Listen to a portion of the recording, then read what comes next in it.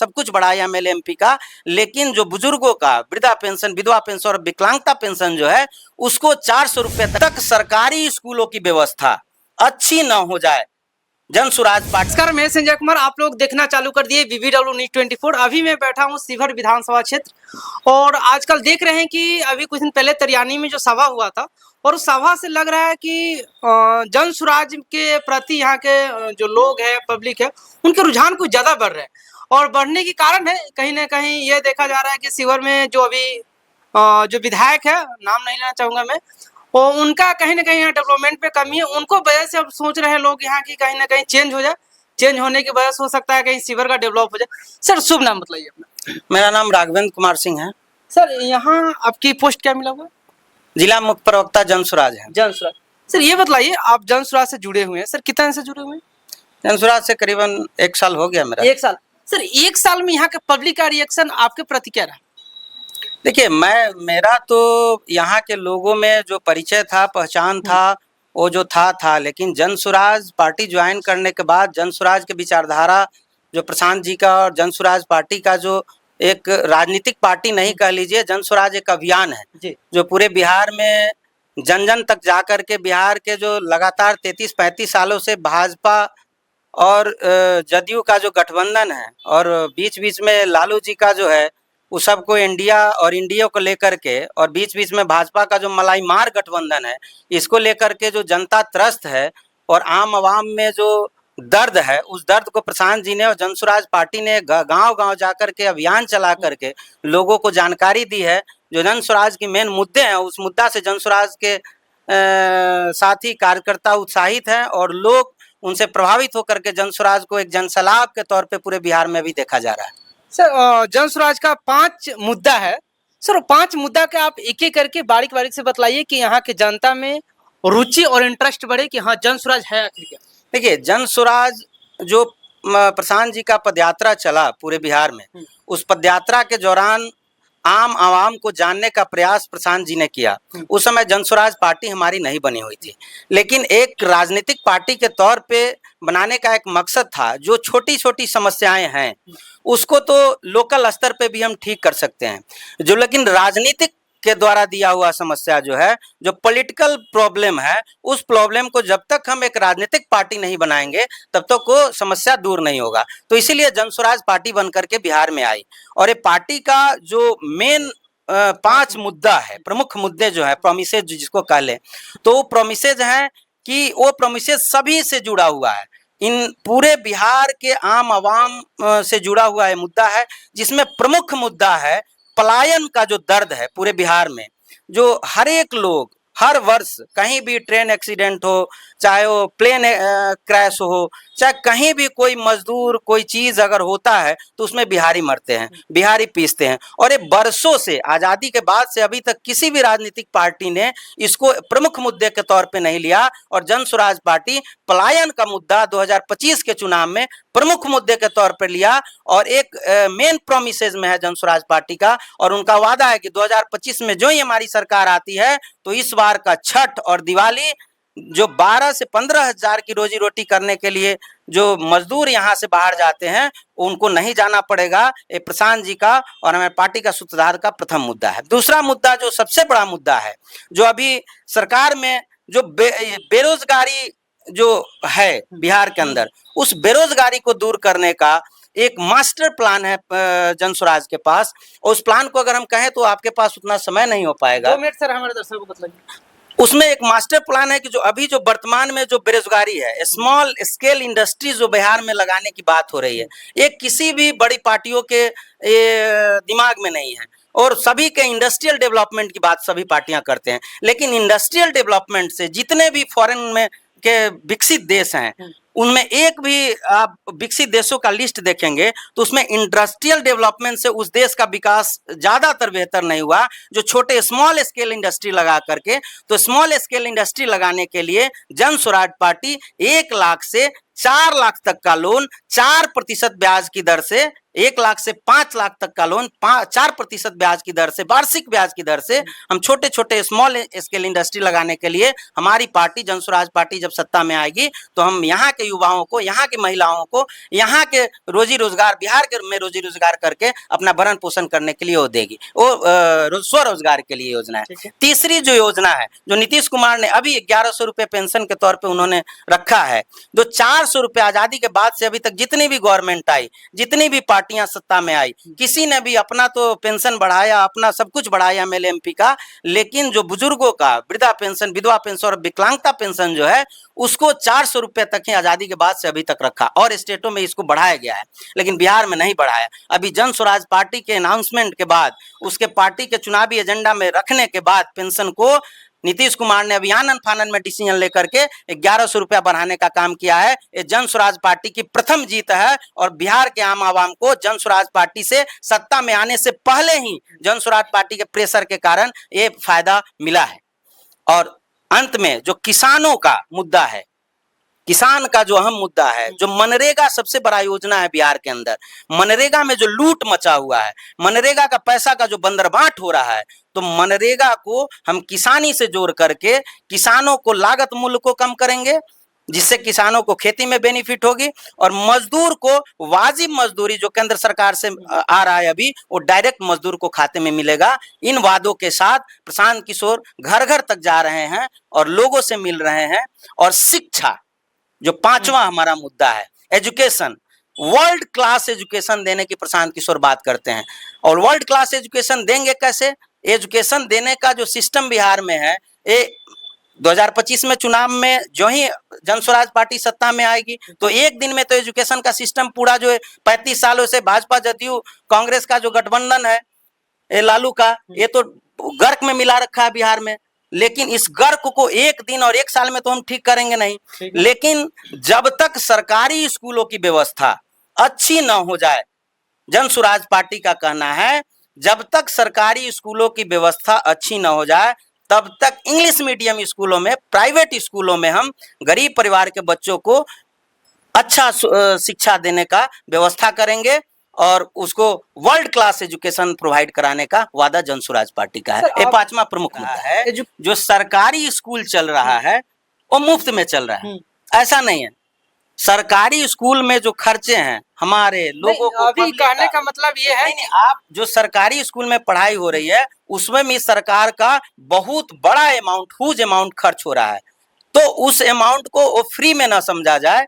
तो जन स्वराज पार्टी का कहना है कि सरकारी व्यवस्था तो है ही, अगर सरकारी व्यवस्था जब तक ठीक ना हो जाए तब तक हम गरीब परिवार के बच्चों को प्राइवेट स्कूल में उसको सरकार के मुहैया कराएगी वो सुविधा, और सरकार अपने स्तर पे उसको, सरकार सर इतना पैसे लाएगी कहाँ से? सरकार पैसे हर एक स्कूल में, हर एक गरीब बच्चे को अगर प्राइवेट स्कूल में हम डाल रहे हैं तो सरकार पैसे देगी ना इसके लिए? बिल्कुल देगी, बिल्कुल देगी। 14 करोड़ की जनसंख्या है, उसमें कम से कम हमको लगता है कि 1 करोड़ तो मान लीजिए बच्चे होंगे पढ़ने वाले।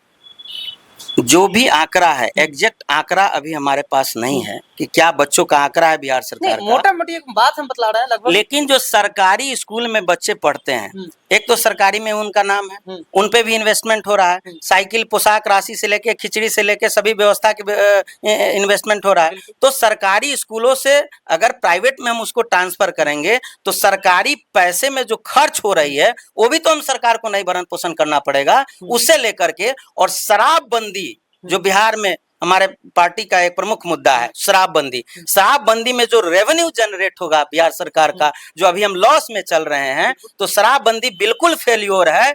और उस शराबबंदी के पैसे से हम गरीब परिवार के बच्चों को और बिहार में शिक्षा की व्यवस्था पूर्ण रूप से खोल दिया जाएगा।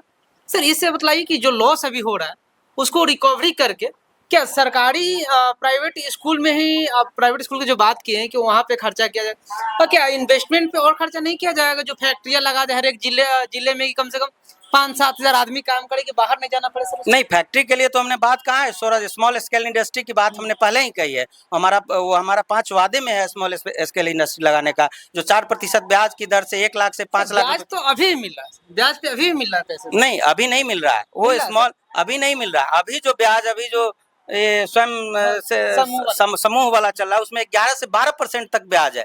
उसमें लोगों को खून चूसा जा रहा है, आदमी अभी भी 22% उसी तक में ब्याज खुश है, देख रहे हैं। लेकिन आदमी तो बहुत चीज में खुश है। आदमी तो 5 किलो 4 किलो अनाज में भी हम अभी तक वोट देते आ रहा है। आदमी तो मोदी जी के 56 इंच के सीने पे भी वोट देते आ रहा है। आदमी तो गैस सिलेंडर पे भी वोट देते आ रहा है। 400 से लेकर 1200 तक का सिलेंडर हो गया। तो आदमी का जो एक सामने में जो टारगेट रखा गया, अभी तक पब्लिक जो वोट किया है वो मंदिर मस्जिद के नाम पे वोट किया है, 4 किलो अनाज पे वोट किया है, गैस सिलेंडर पे वोट किया है। यही तो प्रशांत जी कह रहे हैं। किलो अनाज का बात कर रहे हैं, तो सर सुनने में आता है कि 5 केजी अनाज आता है जो पब्लिक के लिए देने के लिए। अच्छा, आपको लगता है कि 5 केजी डीलर लोग देते हैं उनको अनाज? ये आप जाकर के गांव में फीडबैक लीजिए। गांव में तो सर लोग बोलते हैं कि हमको 4 केजी ही मिलता है, तो फिर 4 केजी मिलता है तो लोग सही बोल रहे हैं, 4 केजी मिलता है। तो आखिर क्यों ऐसे हो रहा है? तो पूरा देखिए, एक भ्रष्टाचार जो शब्द है, भ्रष्टाचार को खत्म करने के लिए सबसे प्रमुख बातें हैं। पहला जो सिस्टम है, गलत जनप्रतिनिधियों का चुनाव। जब तक आप गलत जनप्रतिनिधियों का चुनाव करते रहेंगे, आपके प्रतिनिधि गलत लोग होंगे, गलत पार्टी के लोग होंगे, गलत वायदे करके आप जब प्रतिनिधि आपके जाएंगे असेंबली में, पार्लियामेंट में, तब तक भ्रष्टाचार खत्म नहीं होगा। तो चलिए सर, एक और मेरा लास्ट क्वेश्चन है।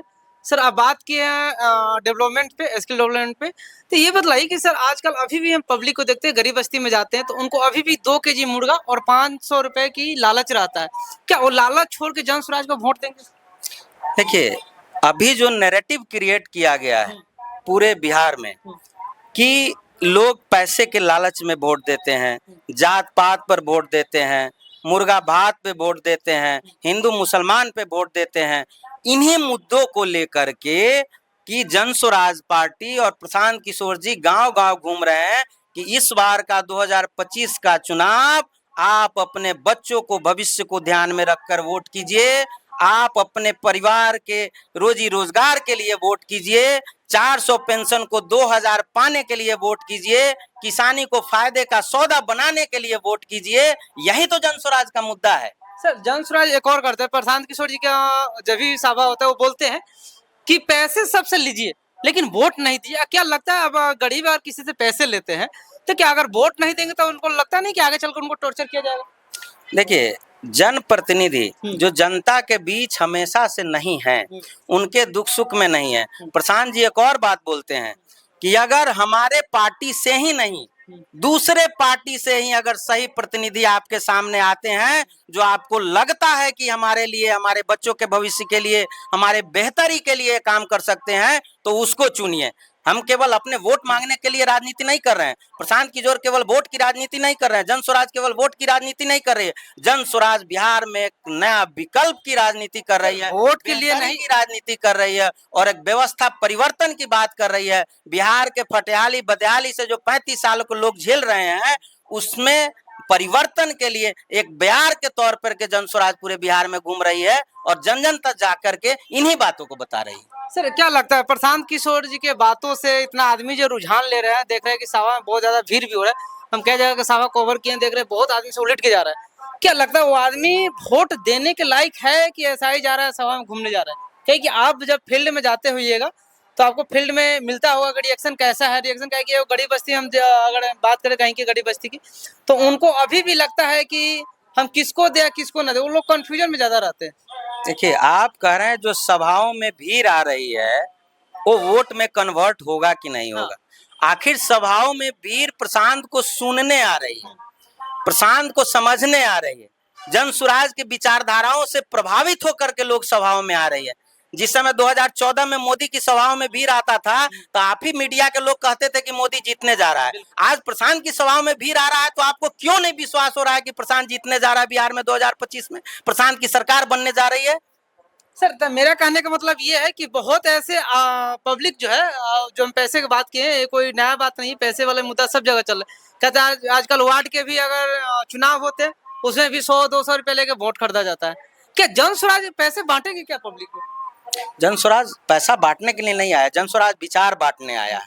जन स्वराज लोगों का बेहतरी के लिए एक नया विकल्प देने आया है। जन स्वराज बिहार में आपका बदहाली फटेहाली क्यों है, ये बताने के लिए गांव गांव प्रशांत किशोर और जन स्वराज के कार्यकर्ता जा रहे हैं कि आप अभी तक बदहाल क्यों हैं, आपकी जीवन फटहाल क्यों है, आप किस कारण से बदहाली फटहाली में घूम रहे हैं। ये बात बताने के लिए जन स्वराज और जन स्वराज के कार्यकर्ता और प्रशांत किशोर जी गांव गांव जा रहे हैं। और इसी बातों से प्रभावित होकर के आम आवाम जो भीड़ देख रहे हैं जन स्वराज की सभाओं में, प्रशांत जी की सभाओं में जो भीड़ देख रहे हैं, ये भीड़ एक बदलाव का एक परिणाम दिख रहा है, आगाज है बदलाव का कि सिंहासन खाली करो कि जनता आती है। जन स्वराज पार्टी का नाम ही जनता का सुंदर राज है और 2025 में जनता का सुंदर राज विस्थापित होगा, ये जन स्वराज की सभाओं की भीड़ बता रही है। सर एक और मेरा लास्ट क्वेश्चन है सर, शिवहर में अगर आप देखे होइएगा, घूमते होइएगा, ये सर रोड के विकास है बहुत धीमी है, मतलब कि हमको लगता है न के बराबर रोड का विकास है।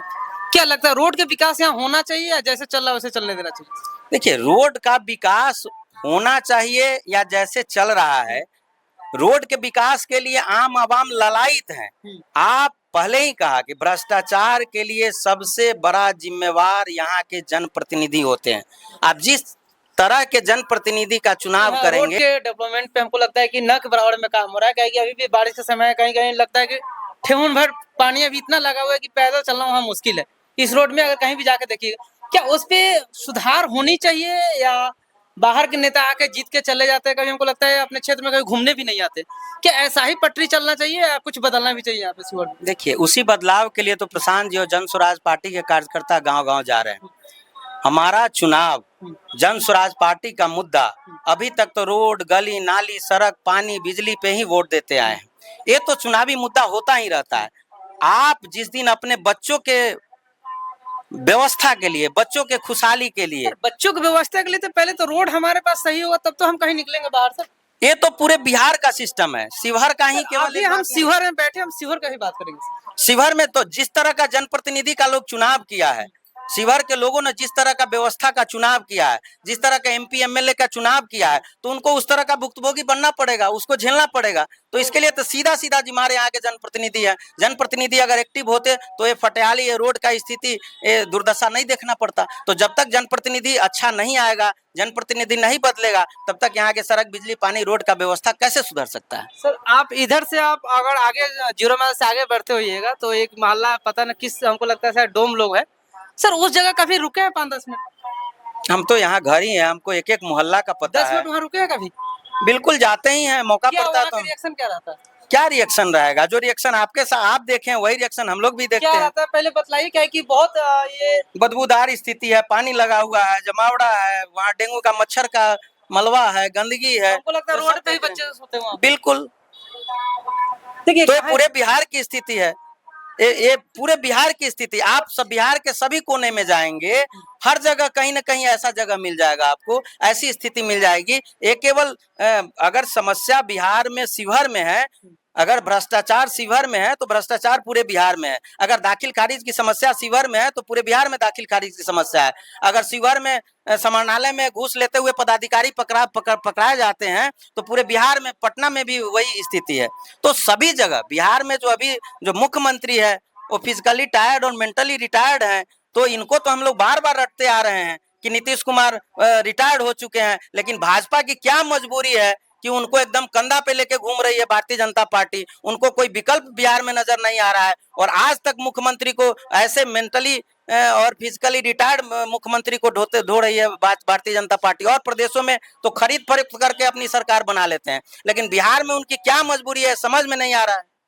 चलिए सर, बात बहुत कर लिए, लेकिन आप सर शिवहर वासियों को मैसेज दीजिए कि जन स्वराज के प्रति रुझान कैसा रहे और जन स्वराज से कैसे जुड़े।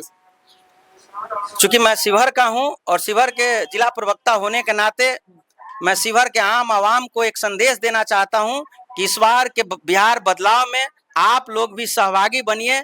ऐसा न हो कि देश की आज़ादी में लड़ने वाले तो लड़ रहे थे, लेकिन गांव में और घर में बैठे वाले अपने देख रहे थे उस चीज को, तो आप उसमें अपना नाम दर्ज ना करवाएं। और जन स्वराज का जो मुहिम है बिहार बदलाव का, पलायन को रोकने का, बच्चों को बेहतरी शिक्षा देने का, जो वृद्धा विधवा पेंशन और विकलांगता पेंशन 2000 तक बढ़ाने का, किसानों के आय बढ़ाने का, नरेगा को किसानी से जोड़ने का, इन तमाम मुद्दों को लेकर के आप जन स्वराज पार्टी के समर्थन में आइए, जन स्वराज पार्टी के साथ दीजिए और 2025 में एक बदलाव की उम्मीद के साथ एक बदलते हुए बिहार को, एक सुनहरा बिहार को, एक सुंदर राज्य को आप लोग लाइए, विस्थापित कीजिए। इन्हीं शब्दों के साथ मैं आपको बिहार वासियों को एक संदेश देना चाहता हूं कि एक बार जय जय बिहार के नारों से जन स्वराज का समर्थन कीजिए। चलिए, थैंक यू। मेरा नाम है संजय कुमार। आप लोग VVW News 24 देखते रहिए, यूट्यूब और फेसबुक से जुड़ रहिए।